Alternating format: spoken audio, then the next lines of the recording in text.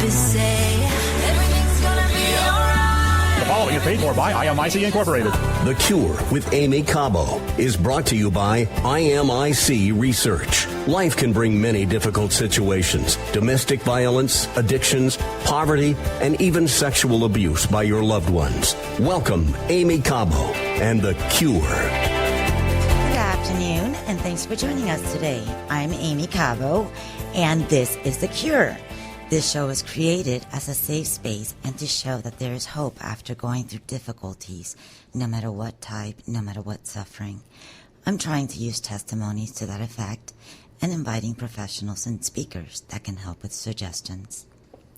As a survivor, I hope to inspire others, encourage transparency, and find strength in knowing that those who suffer are not alone, and that those that heal against insurmountable odds do exist. Last week, we were talking about mental illness and addiction. Today, I want to continue talking about that and add alternative approaches for help. I want to provide different viewpoints as well. I do believe it's healthy to get to know different viewpoints. What happens when medication, tell me, when medication is not enough? What happens when it's not working or you need something else? Could something else, non-traditional, help? So today's guest is Dr. Gustavo Roldan. In a little while, Dr. Anne Marie Wong might be joining us. They work at MedVerde Clinic in Miami.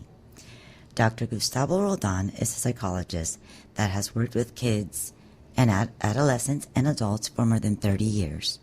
He has experience with traditional psychology methods and alternative approaches, such as using THC products.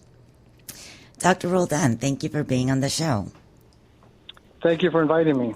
You're joined here by Aimee Cabo and Boris. Hi.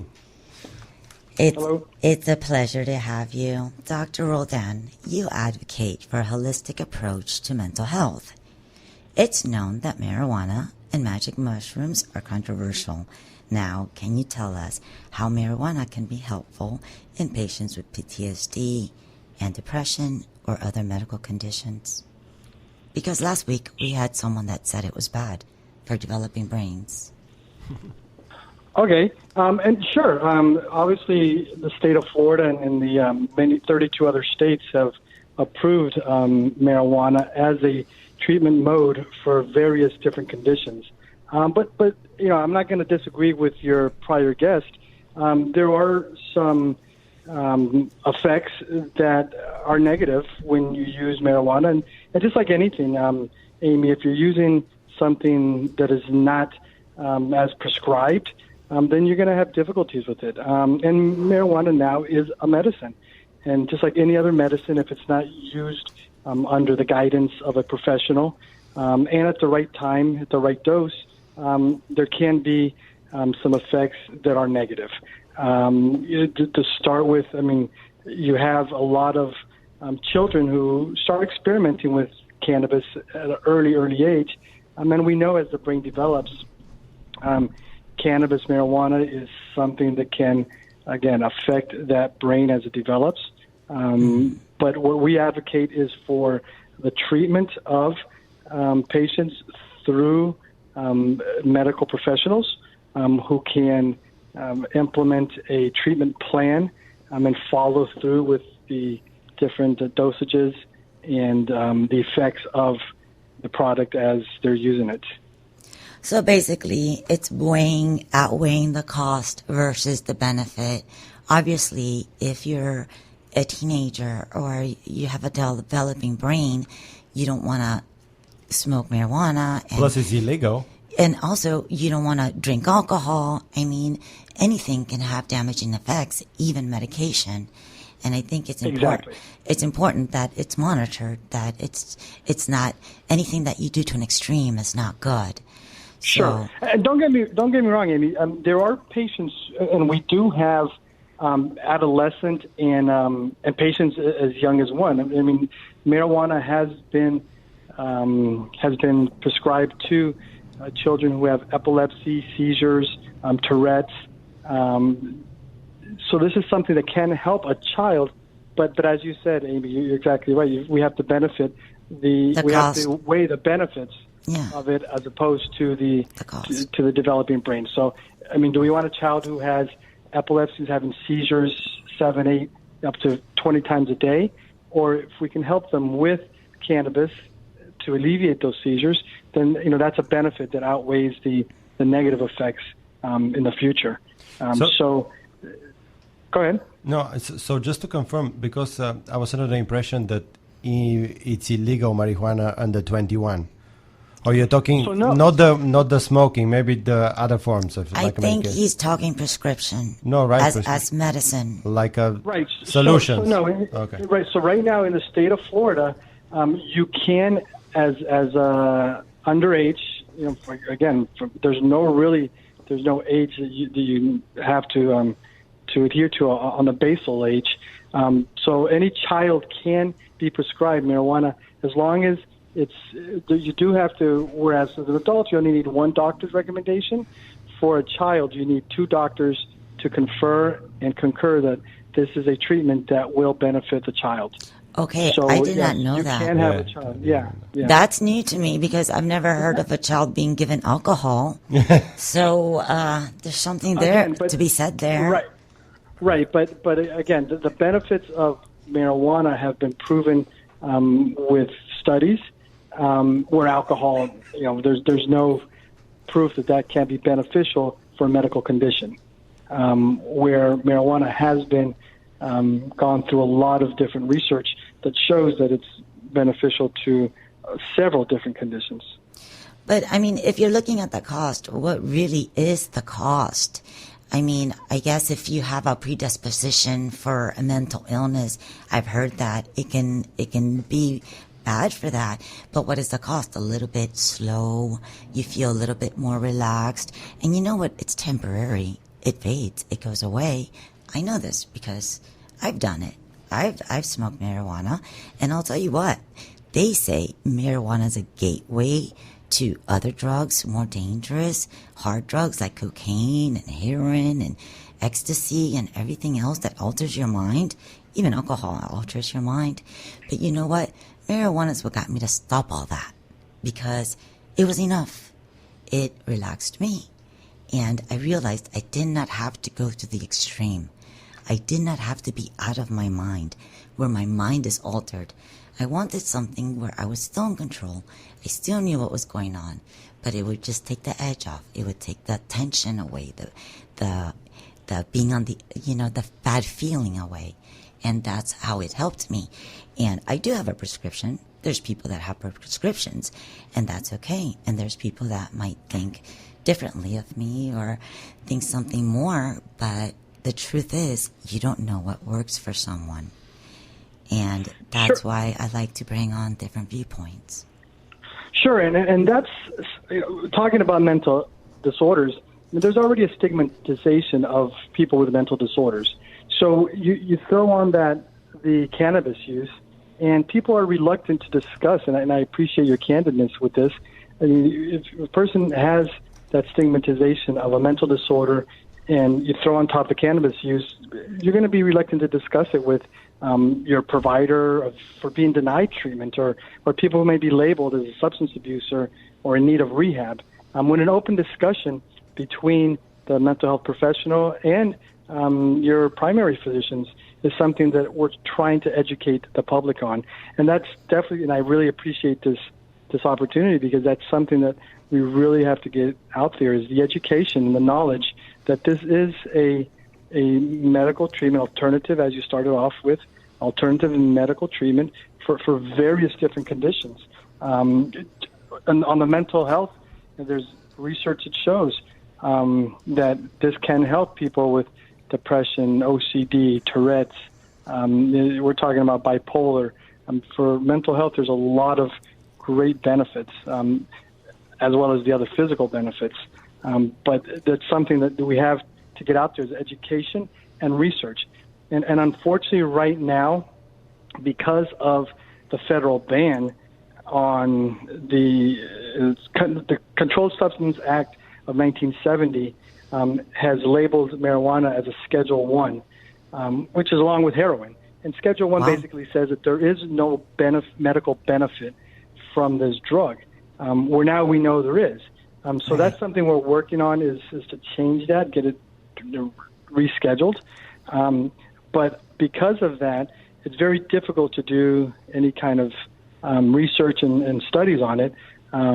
So that's something that we have to get more knowledge about the herbal cannabis and the endocannabinoid system, which is something that it works off of, and we can talk about that later. But studying and education is needed to get the word out that this is a viable option for many people.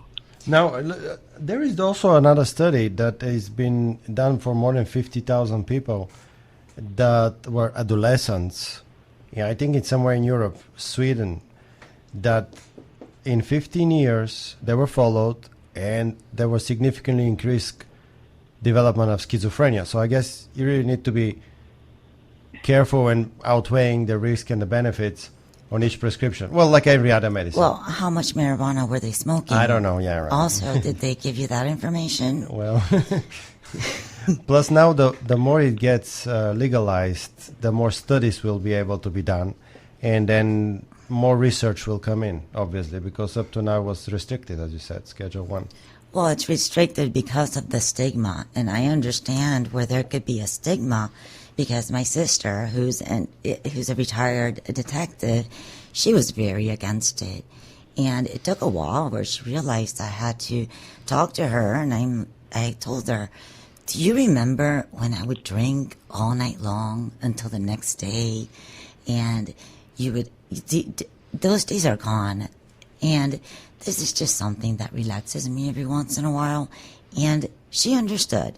And I think it's important not to think of somebody in a different way because of it. Right. Because you don't know what works for that person. You don't know what that person's going through. And the best thing we can do is be understanding and try to help them in whichever way we can. And if we've discovered that something that even though it has a bad reputation can do good and it can be beneficial, then I say, let's do it. Why not? We should all go. Let's get rid of the stigma. We're always learning. We're always discovering new things. I mean, what we thought in the past was wrong, now we think it's good, and we're always discovering. And there is that, Boris. There is that studies that are out there. But recently, and again, I would go back to how recent and what was the population, how was it? Because there are studies that show that. And they're being used now. The marijuana is being used to treat symptoms of schizophrenia. Of course, it has to be under the control of a physician, and it's comparable to those of treatments with approved antipsychotic medications. And Aimee pointed out, when psychosis comes about because of THC use, we really have to look at the dosages that are being used and the amount of THC that's being consumed. And there's a huge difference in the amount of THC in the marijuana that's being consumed today than it was back in the 70s and the 60s. Now it's more or now it's less? Oh, it's 5-10 times more than it used to be. We're talking 23% THC in a bud, where back in the 60s, you're talking 5 or 6%. And the other thing that we don't know yet, Boris, is the psychosis happening, or that paranoia that people get from marijuana. Is that happening because of the THC, or is it because of all the chemicals, right? The herbicides, or a predisposition, right? Predisposition to have schizophrenia, maybe. Right. There could be a predisposition because we know that now we know that there's a gene that we can test for, but nonetheless, the amount of chemicals, herbicides, pesticides, synthetic fertilizers, the way that it's grown, the way that it's dried. If you have all those chemicals still in the flower, well, obviously when you consume that and you put heat to it, you're exacerbating the effects of that. And so we don't know if it's those chemicals that are causing all this, or is it the THC. Right. And again, going back to, we need to do more research. We need to have the ability to be able to go into clinical trials and to do this research. Well, only know that even though it's controversial and there's different opinions and different data and everything, I know from personal experience, everybody's different. Somebody can smoke marijuana and they have a totally different reaction. So it is very individual. But I know that it's not damaging. I know that it helps me. And I know firsthand, not something that I'm reading or somebody's professional opinion. How professional is it if you haven't done it, kind of thing. The issue is not stay there, but to overcome all obstacles and show that with the love of God, your husband, and your family, you can succeed. Love is the answer, God is the cure, reveals from a very sincere and honest position Aimee Cabo's life, a warrior who didn't give up and achieved the dream of her life.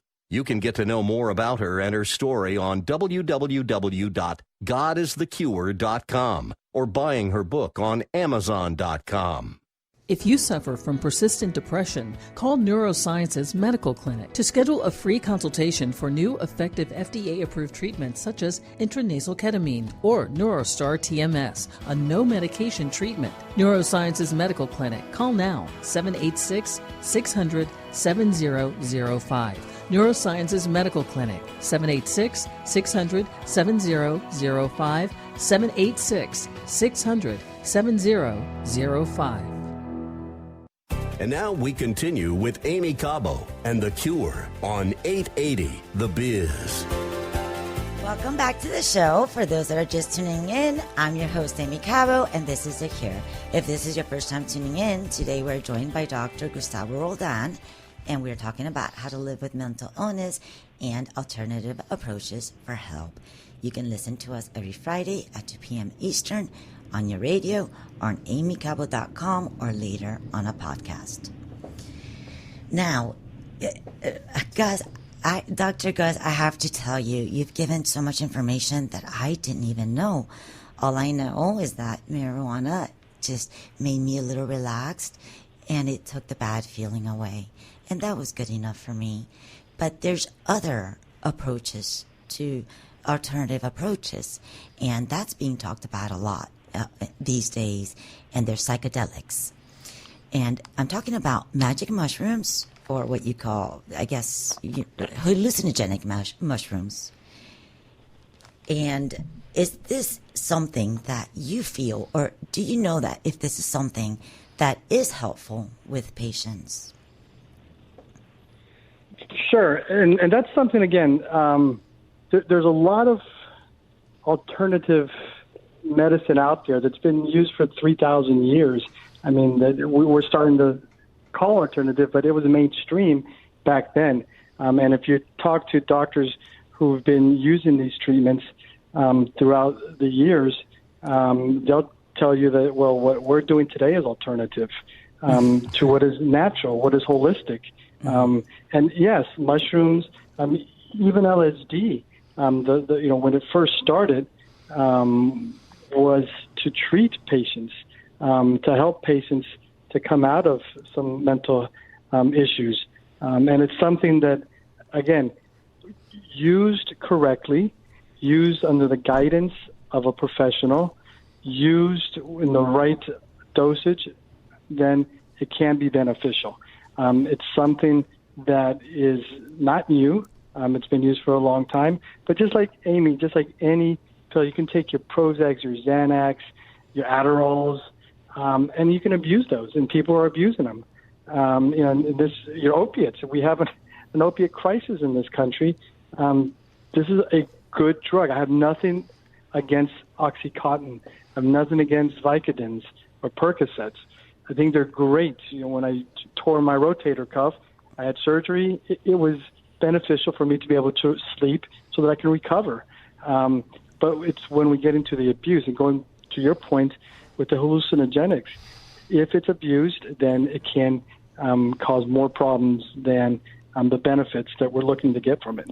Well, from what I know, there is no abuse potential with the hallucinogenic, and I can speak from firsthand experience because when I was writing my book, I went through my little thing and I did ketamine infusions, and that's a hallucinogenic, and I'll explain it. When you start to go under, it's very, very small amount of anesthesia. And when you start to go under, it's that moment where you feel a little bit good.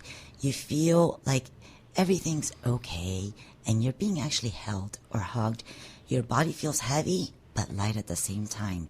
And you feel like you're moving, like you're going on a ride, but you're still, and you're aware of the fact that you're still. Now, if you have a little bit of imagination, you can see things. Once I saw an angel fall across. I ride in my ride. I go up very, very, very high. Sometimes I see water. Sometimes I see desert, blue sky. Sometimes it's light. Sometimes it's dark. But it gives me the idea that there's a bigger picture. That it's not just about me and my problems. That there's bigger things and there's more to it. And it wasn't addictive because I only needed like 3 or 4 sessions or 5 sessions. But the thing is that you get to a point where you don't want to go to that extreme and you feel well enough where you don't need it. And so I didn't find it to be addictive because it's hard to do something that puts you that way, that has that much effect on your mind regularly. Sure. And I just to clarify, I didn't say that the mushrooms you are going to get addicted, which you can, and we can talk about that at a different show, addiction and what that entails. But what I said was we can abuse these type of substances. So you mentioned ketamine. And, ketamine is an FDA-approved anesthetic, and it's used for surgery and for other diagnostic procedures. But it's also being used to treat depression, suicidal thoughts, PTSD, which is post-traumatic stress disorder, other mood disorders, and nerve-related pain. And it's a great treatment, again, if it's used in the context of medical professionals and the right dosage for the right person. Now, that also, with that said, there's a nickname for ketamine, and that's Special K. And when it's misused. Right. It's a popular club. So it's like you go to your doctor and you go, "Can I have some Special K, please?" Yeah. There you go. which is a great cereal, by the way. But right. But the Special K, when it's abused in those contexts, then and there's a difference between abuse and addiction. Right. But yeah, I agree with you. The ketamine is a great FDA-approved anesthetic that can be used for several mental health disorders like depression and post-traumatic stress disorder and other mood disorders. Well, I'm sorry. And unlike other antidepressants, which can take weeks or even longer to take effect, ketamine starts working, as you pointed out. Ketamine starts working within a few hours. Yes. And then if you're talking to someone who has suicidal thoughts, in one session, you can wait 2 weeks. Exactly. No, right. in one session. Right. In one session, they're not suicidal anymore. Correct. I was comparing to the other traditional medication. You need to wait 2 weeks to start working. Exactly. Some people don't have that time. Right. Some people don't have that time, and as a mental health professional, I've seen patients, unfortunately, who've come in needing something, and a week later, they're to the psychiatrist or prescribed an antidepressant, and a week later, they've suicided, and had they done something like this, maybe it would have been a different result. Yeah. Well, here's the thing to these alternative approaches. If you go to a psychiatrist, which is what I recommend if you're in a bad place, and you take medication, that medication is not going to make you feel better. It's just going to keep you from feeling very bad. But these alternative approaches gives you a break. It makes you feel good for a little while. And you're like, okay, there is happiness in this world. It's okay. You don't know what works for people. And it can sometimes be a combination of things. therapy, medication, alternative approach. Sometimes it takes a whole village. Some people do suffer a whole lot, and these things are very important. Well, yeah, also for us, the ketamine is going into the mainstream now. There is a FDA-approved medication for depression, which is an intranasal form of ketamine. It's called S-ketamine, Spravato. Instead of an infusion. Right. So, yeah, these things are obviously starting to be more and more used. Right, and that's Spravato, the nasal spray. That, again, is something that is used under the supervision of a healthcare setting. And you can't take this medicine home, but you can reap the benefits of it with somebody who's trained and can give you the right dosage and the right treatment. Yep. Now, I just thought about something because I like to think about things. Now, these alternative approaches of medicine that, the mushrooms and the marijuana, it's used to help patients that maybe traditional ways aren't working or it's not enough. Now, I've never seen it being done with alcohol, and that's legal. Alcohol. Yeah. They never use that to help people. Well, because it doesn't. It's actually, it is a depressant. But the truth is, there's a lot of people that suffer, and some people know it better than others. And that's why it's important just to be supportive for people and just be there for one another. You don't, and there's someone, we're going on to break really quick, but I just want to let you know, there's someone who knows a little bit more about this. If you suffer from persistent depression, call Neurosciences Medical Clinic to schedule a free consultation for new effective FDA-approved treatments such as intranasal ketamine or Neurostar TMS, a no-medication treatment. Neurosciences Medical Clinic. Call now, 786-600-7005. Neurosciences Medical Clinic, 786-600-7005, 786-600-7005. And now we continue with Aimee Cabo and The Cure on 880 The Biz. Welcome back, and thanks for tuning in. I'm Aimee Cabo, and this is The Cure. We're live every Friday at 2 p.m. or on aimeecabo.com. Our callback number is 305-541-2350. Please call if you have anything that you'd like to share. I have a question here from Alexa. She posted a question in Facebook. Is the mushrooms legal in Florida? I don't think it is legal. Gustavo, do you know? For treatment, it's not right now. But again, marijuana federally is not legal.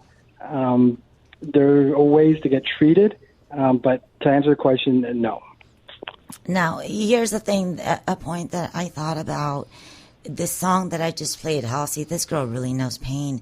And if you listen to the words, she's saying, keep a record of the wreckage in my life. Gotta recognize the weapon in my mind.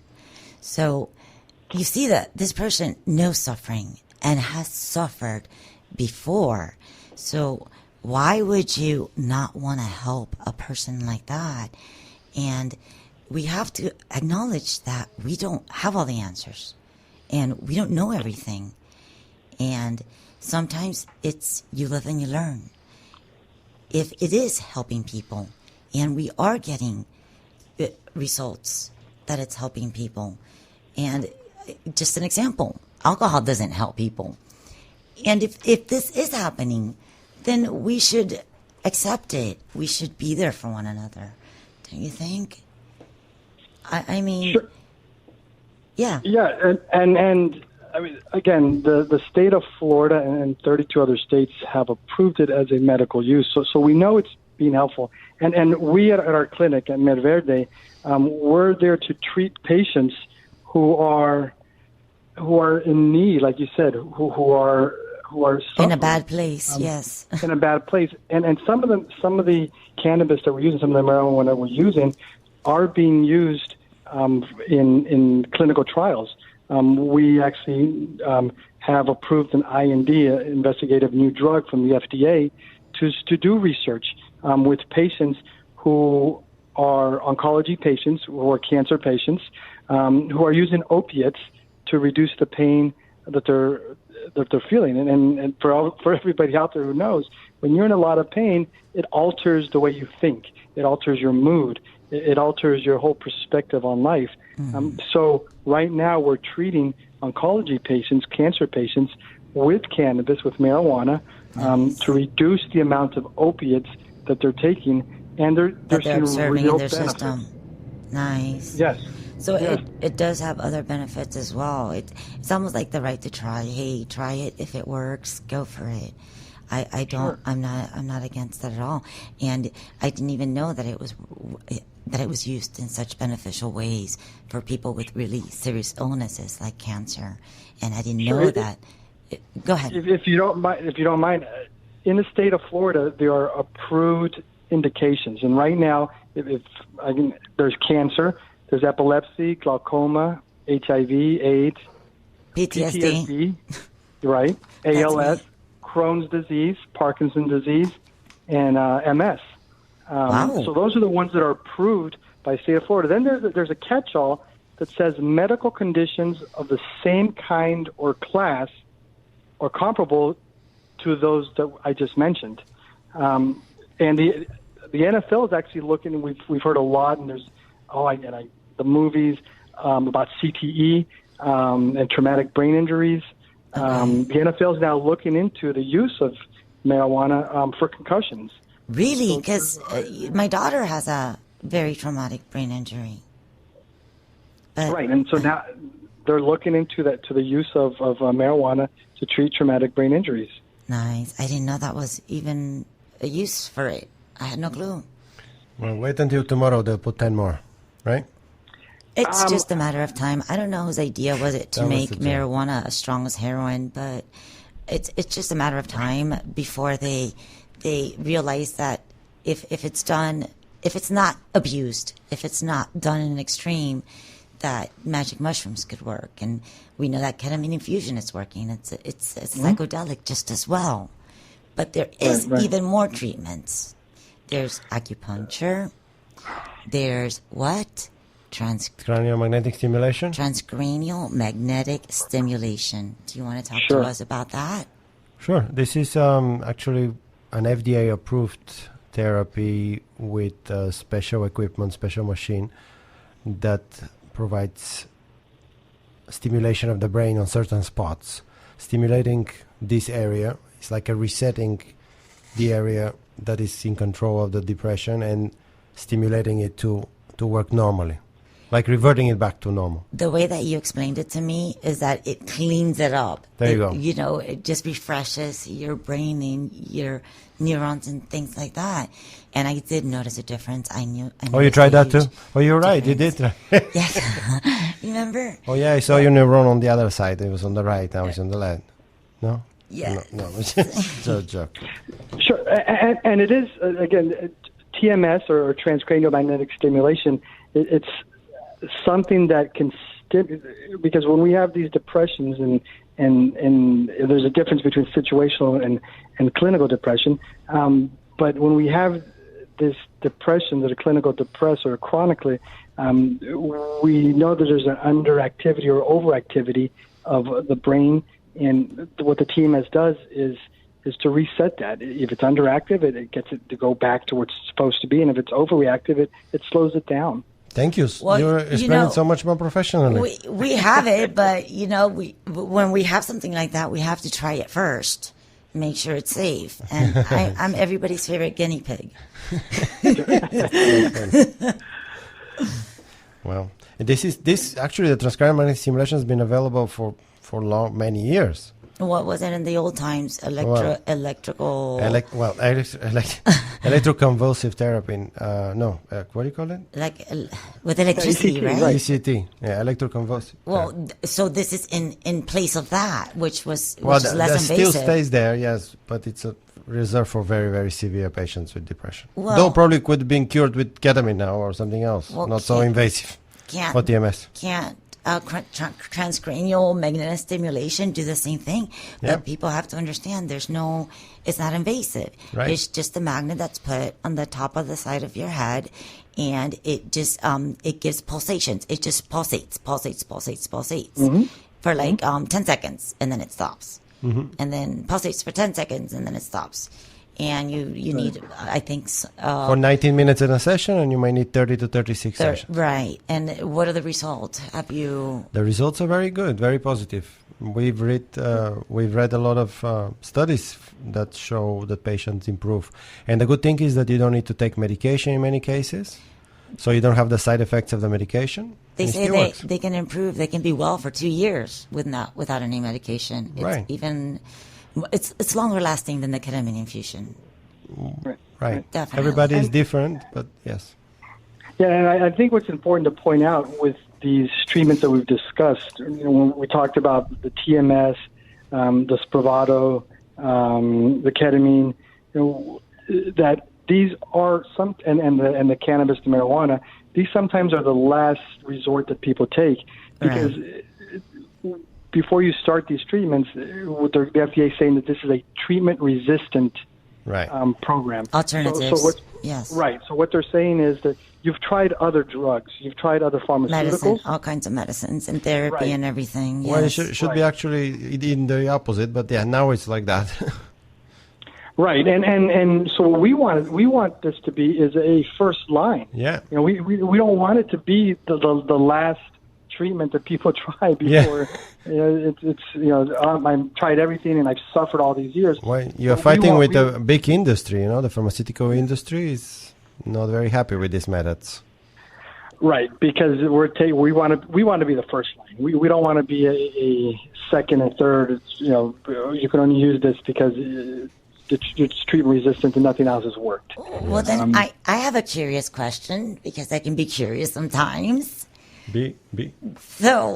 So if these alternative approaches, I know that they can have side effects and things like that, but how about medications that we need to take?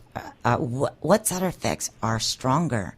The ones from the alternative approaches or the ones from actual medications prescribed? Well, I think, and I want to be clear that sometimes even marijuana, even though, and you've mentioned alcohol several times, and we're talking about pharmaceuticals now, even though we say this is a great medicine, no one's ever overdosed from marijuana. There's no overdosing with marijuana. The person cannot die from taking too much marijuana. Maybe eat a lot and fall asleep. Right, the person's going to eat a lot and fall asleep. But in terms of the alcohol and the other pharmaceuticals, we know there's so much overdosing happening, and unfortunately, that's something that with these other alternatives, there might be some nausea, there might be a little bit of headache, but you've got to look at the overall benefit of what you're taking. But in terms of overdosing, it's not going to happen. And the point that I was trying to make is that some of these medications are difficult to take because of the side effects, the things that you have to deal with. They're very uncomfortable side effects, and and a lot of people even avoid taking medications because of that. And you're not going to get those side effects from marijuana.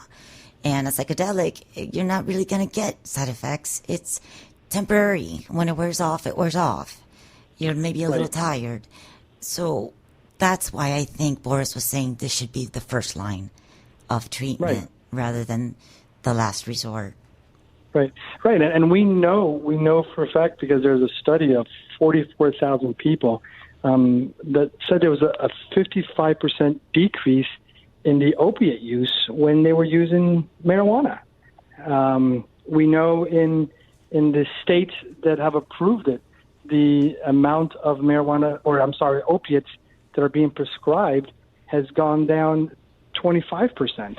Wow. And again, the ERs are being alleviated. Nice. And there's people who are not having to suffer anymore because of these opiates.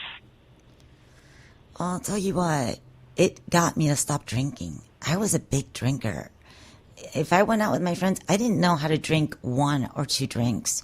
I would drink all night long and sometimes into the morning. I was doing things to an extreme. It's hard to do marijuana to an extreme. You fall asleep. But yeah. But again, I'm sorry. Go ahead. Marijuana, we now know there's something called cannabinoid hyperkinesis, and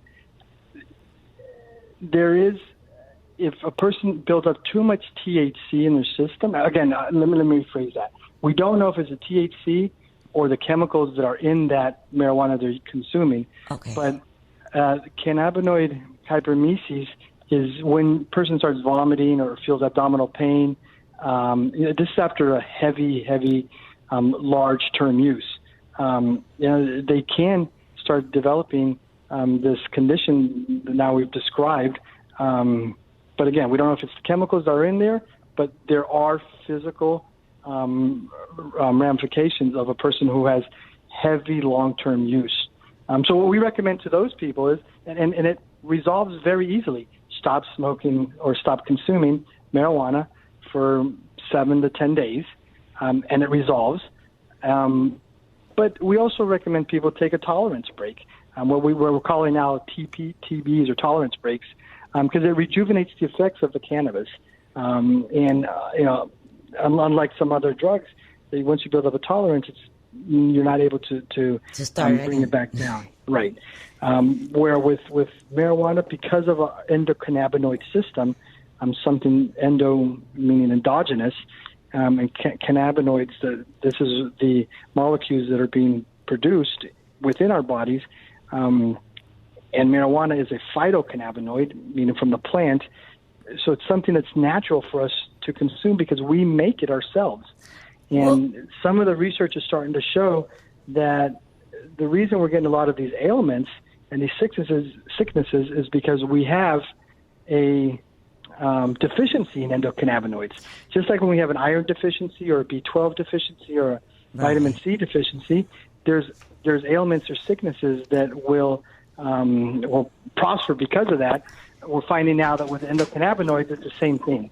And I guess it's individual, these illnesses and sicknesses, because I remember at one point I was smoking, let's say, 8 really, really fat, like Bob Marley blunts.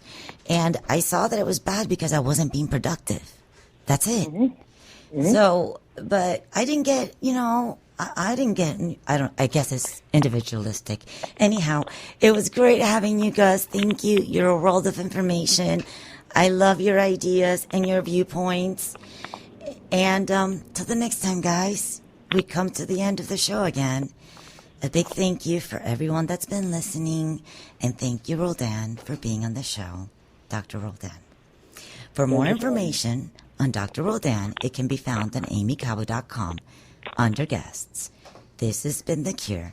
I'm your host, Aimee Cabo. Thanks for listening. Life can bring many difficult situations: domestic violence, addictions, poverty, and even sexual abuse by your loved ones. The issue is not stay there, but to overcome all obstacles and show that with the love of God, your husband, and your family, you can succeed. Love is the answer, God is the cure, reveals from a very sincere and honest position Aimee Cabo's life, a warrior who didn't give up and achieved the dream of her life. You can get to know more about her and her story on www.godisthecure.com or buying her book on Amazon.com. If you suffer from persistent depression, call Neurosciences Medical Clinic to schedule a free consultation for new effective FDA-approved treatments such as intranasal ketamine or Neurostar TMS, a no-medication treatment. Neurosciences Medical Clinic. Call now, 786-600-7005. Neurosciences Medical Clinic, 786-600-7005, 786-600-7005. The Cure with Aimee Cabo was brought to you by IMIC Research, 786-310-7477 or www.godisthecure.com. Tune in every Friday at 2 p.m. for The Cure with Aimee Cabo, right here on 880 The Biz.